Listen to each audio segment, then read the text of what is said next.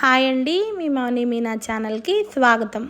ఏదైనా త్వరగా టిఫిన్ చేసుకోవాలి అనుకున్నప్పుడు ఒక్క కప్పు ఇడ్లీ పిండి ఉన్నా సరిపోతుందండి మనకి. మనమైతే వేడిగా పునుగులు అయితే వేసుకొని తినేయచ్చు, చాలా టేస్టీగా ఉంటాయి.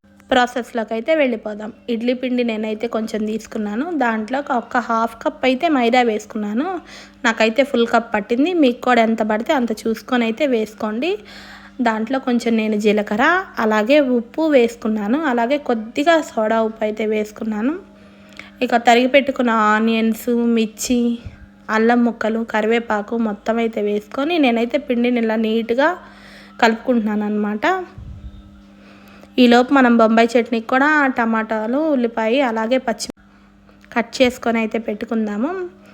ఈలోపు ఒక మందపాటి గిన్నె ఒకటి మనం స్టవ్ మీద పెట్టేసుకొని దాంట్లో కొద్దిగా ఆయిల్ వేసుకొని ఒక హాఫ్ స్పూన్ ఆవాలు, జీలకర్ర అలాగే మినపప్పు కూడా మనం యాడ్ చేసుకుందాం. పోపు అంతా బాగా వేగనిద్ది. మనకి బొంబాయి చట్నీ అనేది ఆయిల్ హీట్ అయ్యేలోపు అయితే అయిపోతుందండి. అయితే 5 నిమిషాల్లో ఈ చట్నీ కూడా మనకి ప్రిపేర్ అయిపోతుంది. చాలా టేస్టీగా అయితే ఉంటుంది. కనుక నా ఛానల్ నచ్చితే లైక్ చేసి, షేర్ చేసి కొంచెం సబ్స్క్రైబ్ చేయండి ప్లీజ్. ఇంక ఇక్కడైతే చూసేసారు కదా, మనకైతే పోపు బాగా వేగిపోయింది. మనం కట్ చేసి పెట్టుకున్న పచ్చిమిర్చి అలాగే ఆనియన్, టమాటా, లైట్గా చిన్న ముక్కలు అయితే నేను అల్లం వేసుకున్నానండి. అది ఆప్షనల్, మీకు ఇష్టమైతే వేసుకోవచ్చు, లేకపోతే లేదు. ఇలా వేసి ఇవైతే బాగా ఫ్రై చేసుకోవాలి మనం.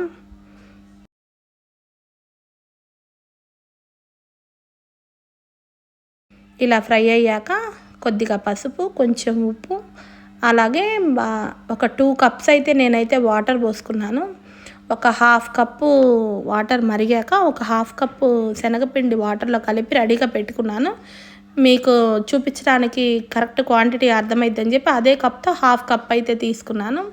ఈలోపు మనకు ఆయిల్ అయితే కాగిపోయింది. వేడిగా పునుగులు అయితే నేను వేసేసుకుంటున్నాను. మొత్తం పునుగులు మనకు కావాల్సినంత, అంటే మనం పెట్టుకున్న బాండీకి సరిపోయినన్ని వేసుకుందాం.